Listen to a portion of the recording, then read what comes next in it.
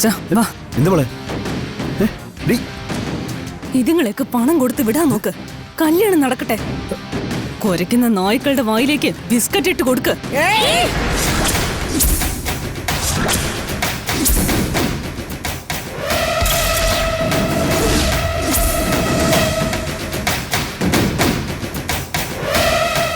ആരെയാണ് നീ നായ്ക്കളെന്ന് വിളിച്ചത്? എന്റെ അരവിന്ദന്റെ ഭാര്യ മക്കളെയോ? അവരാരുടെ സ്വത്ത് തട്ടിയെടുത്തിട്ടില്ലടി. ആരുടെയും ഭക്ഷണമേശ നീ വീഴുന്ന അപ്പകഷ്ണം കൊണ്ടല്ല അവര് വശപ്പടക്കിയത്. അത് നീയും നിന്റെ അച്ഛനും ഒക്കെയാ. പട്ടിണിയാണെങ്കിലും മുണ്ട് മുറുക്കി കുത്തിയാടി എന്റെ മകൻ ജീവിച്ചത്. അവൻ അങ്ങനെ തന്നെ അവന്റെ മക്കളെ വളർത്തിയത്. നിന്റെ അച്ഛനെ എന്റെ വീട്ടിൽ വന്ന് നായെപ്പോലെ ഇരുന്നിട്ടുണ്ടോ എന്ന് സ്വകാര്യത്തിൽ നിന്ന് ചോദിച്ചു നോക്ക്. അപ്പൊ മനസ്സിലാകും നിനക്ക് ഈ സ്വഭാവം എങ്ങനെയാ വന്നതെന്ന്. പണം കൊടുത്തു വിടിയേ വേലട്ടാ. എനിക്ക് പണം വേണ്ടെങ്കിലോ?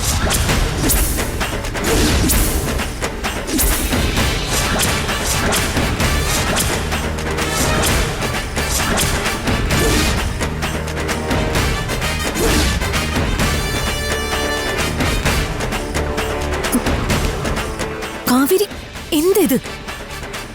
എനിക്ക് പണമല്ല മാഡം വേണ്ടത്. എന്റെ അച്ഛൻ വാങ്ങിച്ച തോട്ടമാ. കാവേരി എന്ത് വിട്ടിത്തരായി പറയുന്നേ? നമ്മൾ ഈ നാട് തന്നെ വിട്ടു പോവല്ലേ, പിന്നെന്തിനാ നമുക്ക് തോട്ടം? ഗംഗേച്ചി, അച്ഛൻ നമുക്ക് വേണ്ടിയല്ലേ ആ തോട്ടം വാങ്ങിച്ചത്? ആ തോട്ടം തട്ടിയെടുക്കാൻ വേണ്ടിയല്ലേ ഇയാൾ അച്ഛനെ കൊന്നത്? നമുക്ക് പണം വേണ്ട. ഇയാൾക്കെതിരെ കേസ് കൊടുക്കാം. ഇപ്പൊ ഇയാളെ അറസ്റ്റ് ചെയ്തിട്ട് നമുക്ക് കേസ് പറഞ്ഞ് തോട്ടം വാങ്ങിയാ മതി. എന്തിന്റെ കേടാടി നിനക്ക്? മാഡം, ഇവര് വന്നത് ഈ കേസ് തീർക്കാന്ന് കരുതി. അവർക്ക് കല്യാണം മുടക്കണം, അത്രേ ഉള്ളൂ. എനിക്ക് കല്യാണം ഒന്നും മുടക്കണ്ട. പിന്നെ പക്ഷേ ഇതുവരെ തെറ്റ് സമ്മതിച്ചില്ലല്ലോടി നിന്റെ അച്ഛൻ. സമ്മതിച്ചല്ലോടി. എന്റെ അച്ഛന്റെ പണം തട്ടിയെടുത്തെന്നല്ല, എന്റെ അച്ഛന്റെ ജീവൻ എടുത്തുന്ന തെറ്റ്. അതടി ഞാൻ തന്നെ നിന്റെ അച്ഛനെ കൊന്നേ.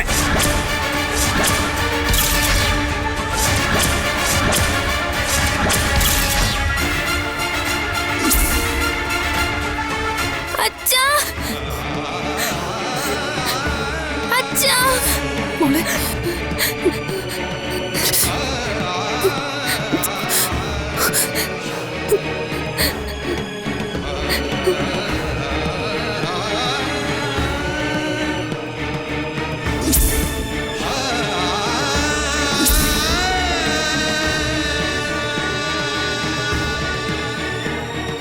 നിനക്ക് എന്നെ ജയിലടക്കണം തോന്നുമ്പോ എന്നാ അടച്ച് കാണിക്കടി.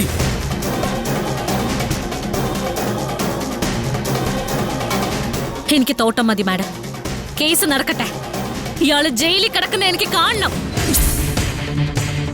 കാവേരി വന്നേ. കാവേരി മണ്ടത്തരം പറയരുത്. അയാൾക്കെതിരെ കേസെടുത്തിട്ട് നിങ്ങൾക്ക് എന്ത് ലാഭം ഉണ്ടാവാനാ? എന്റെ അച്ഛന്റെ ജീവൻ എടുത്ത അയാള് ഒരു ദിവസമെങ്കിലും ജയിലിൽ കിടക്കുന്ന എനിക്ക് കാണണം. അയാള് ജയിലിൽ കിടക്കുമെന്ന് കാവേരി കരുതുന്നുണ്ടോ? അറസ്റ്റിലായി 2 ദിവസം അയാൾ പുറത്തു വരും. തോട്ടത്തിന്റേത് സിവിൽ കേസാ. വർഷങ്ങൾ കേസ് നടക്കും. പിന്നെ തോട്ടം ഉണ്ടാവില്ല, പണം ഉണ്ടാവില്ല.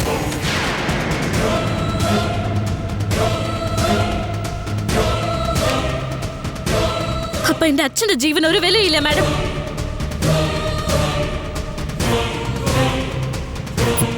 ജയപാലൻ ജയിലിൽ കിടന്ന അരവിന്ദനമ്മാവ് മടങ്ങി വരുമോ കാവേരി?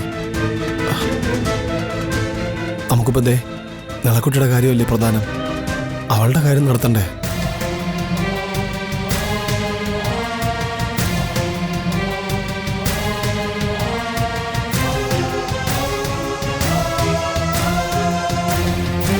അപ്പോ അങ്ങനെ തന്നെയാ കാവേരി.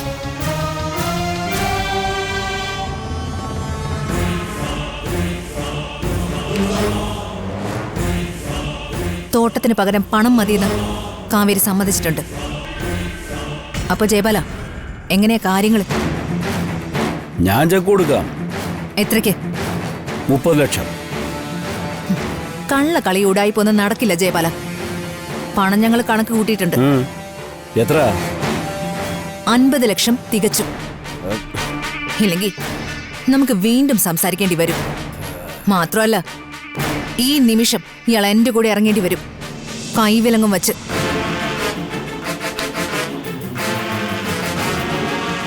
അച്ഛാ,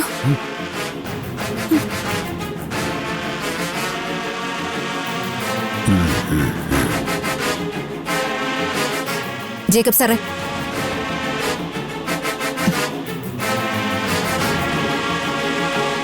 ജയപാലിന്റെ അക്കൗണ്ടിൽ നിന്ന് 50 ലക്ഷത്തിന്റെ ചെക്ക് തരാനുള്ള ഓപ്ഷൻ ഉണ്ടോ നോക്കി.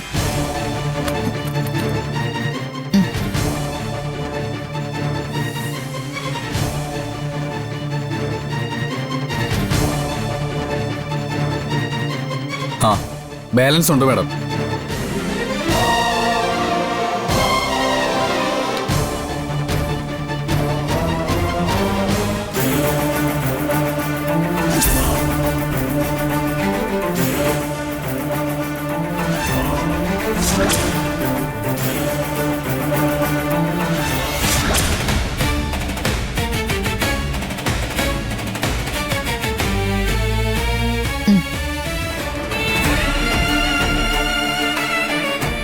എൻവലപ്പ്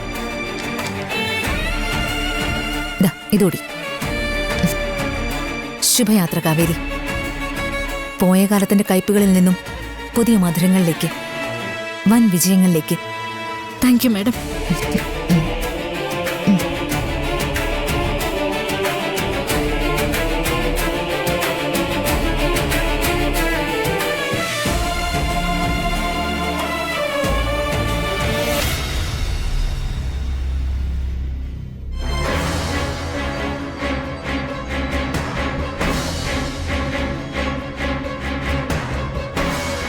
ഞാനും എൻ്റെ മക്കളും വീട് നഷ്ടപ്പെട്ട് തെരുവിൽ നിന്നപ്പോ നീ എന്താ പറഞ്ഞത്? നിന്റെ കയ്യിൽ പണം ഇല്ലെന്നല്ലേ? എന്റെ അരവിന്ദേട്ടന്റെ ഇത്രയും പണം കയ്യിൽ വെച്ചോണ്ട് അത് പറഞ്ഞ നീ ഗുണം പിടിക്കില്ലടാ, ഒരു കാലത്തും ഗുണം പിടിക്കില്ല. അമ്മേ, അമ്മേ വന്നേ.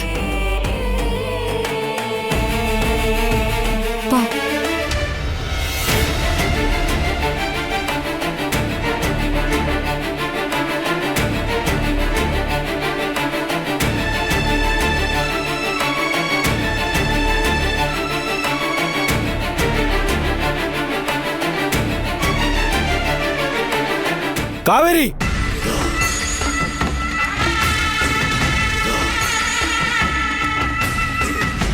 ജയപാലിനെ തോൽപ്പിച്ച് അടുത്ത സീസണിലേക്ക് പോകാന്ന് വിചാരിക്കണ്ട. തിരുവനന്തപുരത്തേക്കല്ലേ നീ? ജയപാലൻ പിന്നാലെ ഉണ്ടെന്ന് കൂട്ടിക്കോ.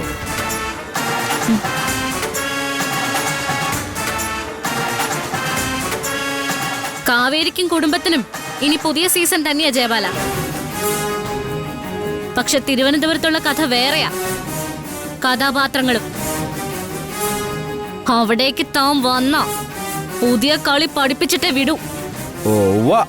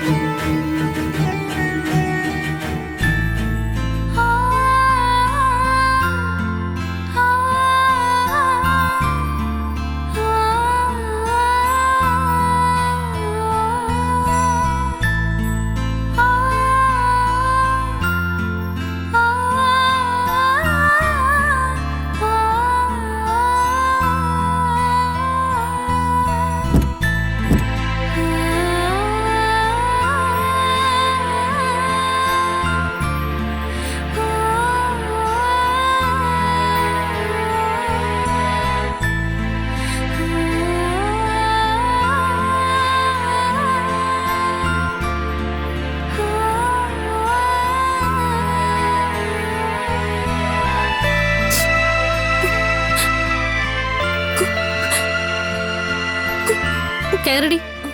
നീ എന്ത് കാണാൻ നിക്ക? കേറ്.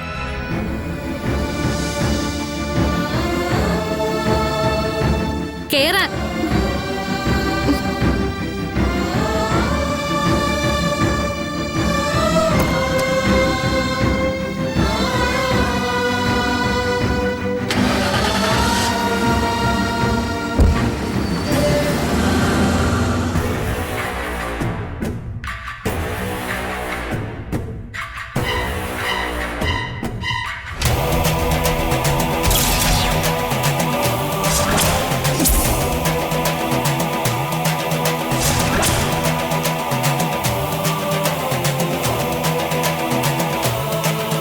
ജയപാലേട്ട, ഇനി എന്താ? എന്താ നിനക്ക്? അല്ല, കല്യാണത്തിന്റെ കാര്യം എങ്ങനെയാന്ന്? കല്യാണത്തിന്റെ കാര്യം എങ്ങനെയാണോ?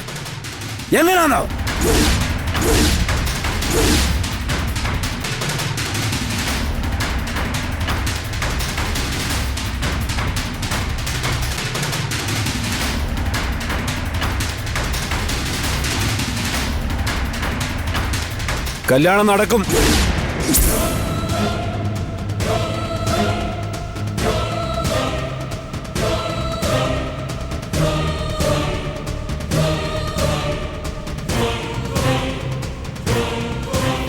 പോയിരിക്കടാ.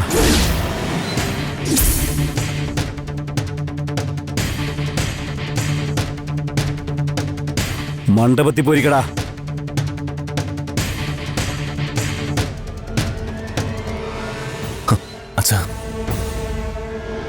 അച്ഛൻ പറയേ, ഞാൻ മണ്ഡപത്തിൽ പോയിരിക്കണമെന്ന്.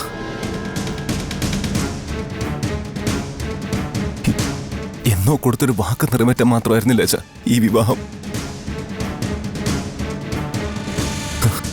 ഈ വിവാഹം നടന്നില്ലെങ്കിൽ ഞാൻ മറ്റൊരാളെ വിവാഹം കഴിക്കുന്നുള്ള ഭയം കൊണ്ടല്ലേ നിങ്ങൾ ഈ തിടുക്കം കൂട്ടിയത്?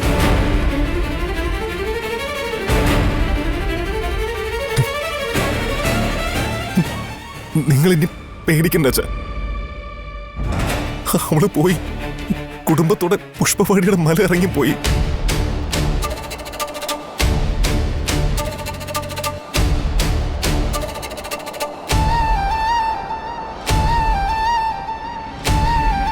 ഇനി അവള് തിരിച്ചു വരില്ല അച്ഛാ. അമ്മ പറഞ്ഞത് വിശ്വസിച്ചിട്ടല്ലേ അച്ഛൻ ഇതിനെല്ലാം കൂട്ടുന്നത്. ഇനി എന്നെ ശിക്ഷിക്കണമെന്ന് പറയച്ചാ. അച്ഛൻ പറഞ്ഞ ഞാൻ പോയിരിക്കാം.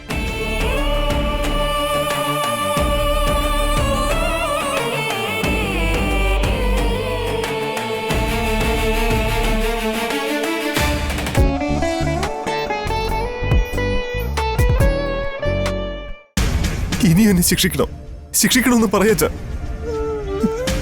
അച്ഛൻ പറഞ്ഞ ഞാൻ പോയിരിക്കാം.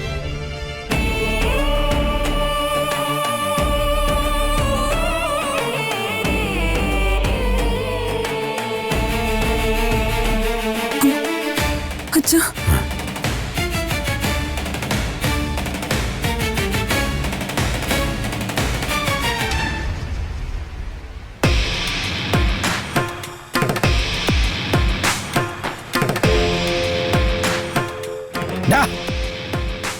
എന്തോടാ? ഒരു നാടകം ഇപ്പൊ കഴിഞ്ഞതേ ഉള്ളൂ. ഇനിയിപ്പോ നിന്റെ വക അടുത്ത ഷോയോ? വാടാ, ഒരു കിളമ്പത്തി എന്റെ കൈ വിടാൻ.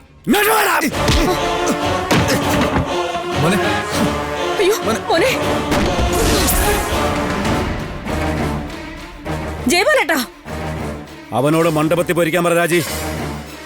ബുദ്ധിമുട്ടുണ്ട് ജയപാലേട്ടാ. എന്താ പറഞ്ഞേ? അവനെങ്ങനെ മണ്ഡപത്തിൽ പോയിരിക്കാൻ ബുദ്ധിമുട്ടുണ്ടെന്ന്. ഇവനെന്താ മാണോ മറ്റാണോ ജയപാലേട്ടാ നിങ്ങളുടെ ഇഷ്ടത്തിന് ആട്ടി തെളിക്കാൻ? അവൻ പറഞ്ഞിട്ട് കേൾക്കുന്നില്ല രാജി. അങ്ങനെ തിടുക്കത്തിൽ ഓരോന്ന് ചെയ്യാൻ വരട്ടെ ജയപാലേട്ടാ. ഇനി കല്യാണത്തിന്റെ കാര്യം ഞങ്ങൾക്കൊന്ന് ആലോചിക്കാനുണ്ട്.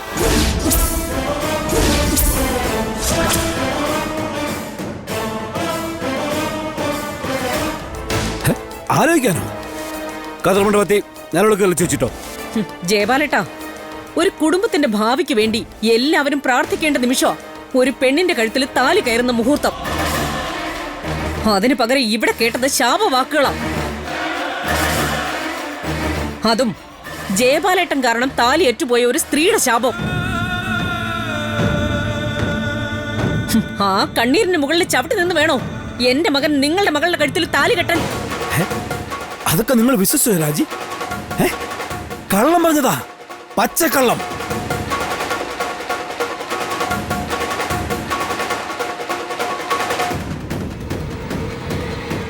പിന്നെ അതിന്റെയൊക്കെ പിന്നാലെ നടന്ന് സമയം കളയണ്ടല്ലോ എന്ന് കരുതിയിട്ടാ ഞാൻ 50 ലക്ഷം പോട്ടെ എന്ന് വെച്ചത്.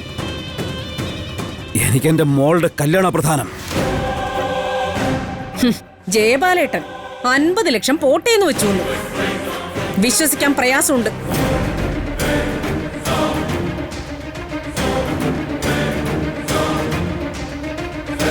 അല്ല എന്താ രണ്ടുപേരുടെയും മുഖത്തിനും സ്വരത്തിനൊക്കെ ഒരു മാറ്റം? ഓ പിടികിട്ടേ. 50 ലക്ഷം അവക്ക് കൊടുത്തത് കൊണ്ട് ജയപാലൻ അങ്ങ് പാപ്പരായി പോയിന്ന് കരുതിയിട്ടുണ്ടാവും. നേരത്തെ പറഞ്ഞ ഓർമ്മയില്ലേ? ആളൊപ്പം തൂക്കത്തില് പൊന്നു വയ്ക്കൂടാ. ആളൊപ്പം തൂക്കത്തില്. കല്യാണം കഴിഞ്ഞാലേ ആ തോട്ടവടക്കം നിനക്കുള്ളതാ. അത് മാത്രമൊന്നുമല്ല, നീ ചൂണ്ടിക്കാണിക്കുന്നത് എന്തും പുഷ്പവാളുടെ പാതി ഉണ്ടടാ ജയപാലിന്റെ. സ്ത്രീധനത്തിലൊന്നേ ഒരു കുറവും വരുത്തത്തില്ല.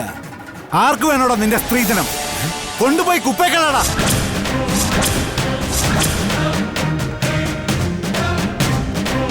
പണത്തിന്റെ കാര്യം പറഞ്ഞ് നീ ആരെയാടാ പേടിപ്പിക്കുന്നേ? ഈ സത്യം കണ്ട പണമൊക്കെ നീ കാണണമെങ്കിൽ നീ ഒരു 10 ജന്മവും കൂടി ജനിക്കേണ്ടി വരും. അതിനേക്കാൾ വിലയുണ്ടാ ഒരമ്മയുടെ കണ്ണീരിനും ശാപത്തിനും ഒക്കെ.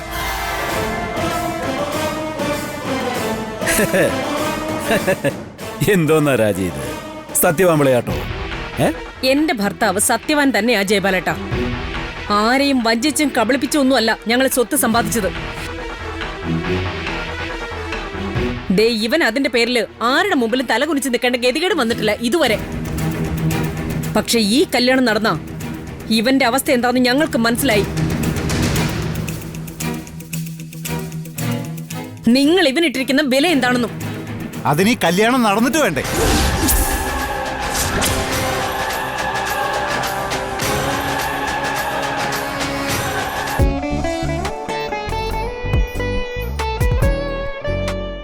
പക്ഷെ ഈ കല്യാണം നടന്ന ഇവന്റെ അവസ്ഥ എന്താണെന്ന് ഞങ്ങൾക്ക് മനസ്സിലായി. നിങ്ങൾ ഇവനിട്ടിരിക്കുന്ന വില എന്താണെന്നും. അതിന് ഈ കല്യാണം നടന്നിട്ട് വേണ്ടേ?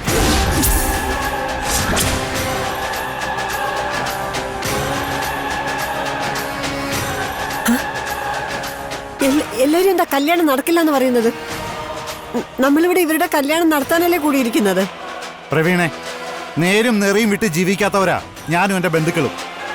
ഞാൻ ദൂരേന്ന് വിളിച്ചു വരുത്തിയവരൊക്കെ എന്നെ ഇപ്പൊ ഒരു തട്ടിപ്പുകാരനായിട്ടാ കാണുന്നേ. അവരൊക്കെ എന്റെ മുഖത്ത് തുപ്പിയില്ലെന്നേ ഉള്ളൂ. ലക്ഷങ്ങളല്ല കോടികളാ ഞാൻ ഈ കല്യാണത്തിൽ ഒഴുക്കിയിരിക്കുന്നേ.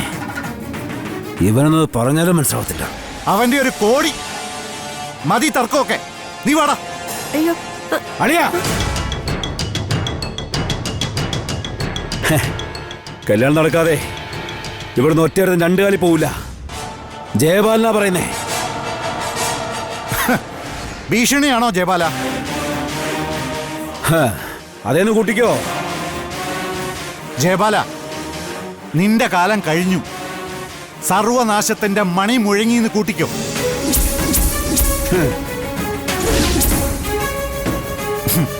അതുകൊണ്ടാണ് നിനക്ക് ഇനിയും ഇങ്ങനൊക്കെ ചിന്തിക്കാൻ തോന്നുന്നത്. ദേ, ഈ കല്യാണ മണ്ഡപത്തിലേക്ക് ഇനിയും പോലീസ് വന്നാ നിന്റെ മകളുടെ കല്യാണം നടക്കുമ്പോ നിനക്ക് ജയിലിൽ ഇരുന്ന് കൊരവയിടേണ്ടി വരും.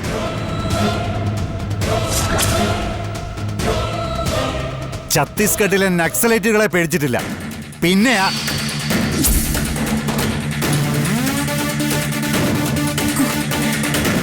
മതിയച്ച സംസാരമൊക്കെ. എത്ര നേരമായി ഞാൻ ഈ വേഷം കെട്ടി നിൽക്കാൻ തുടങ്ങിയിട്ട്. കല്യാണം നടത്തച്ചാ.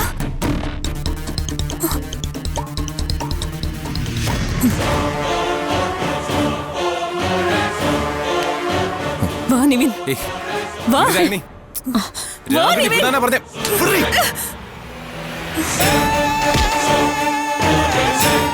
അത്രയ്ക്ക് ധൈര്യം ഉണ്ടോടാ നിനക്ക്? അത്രയ്ക്ക് ധൈര്യം ഉണ്ടോ? എന്നെ ഇവിടെ വിട്ടിട്ട് പോവോ?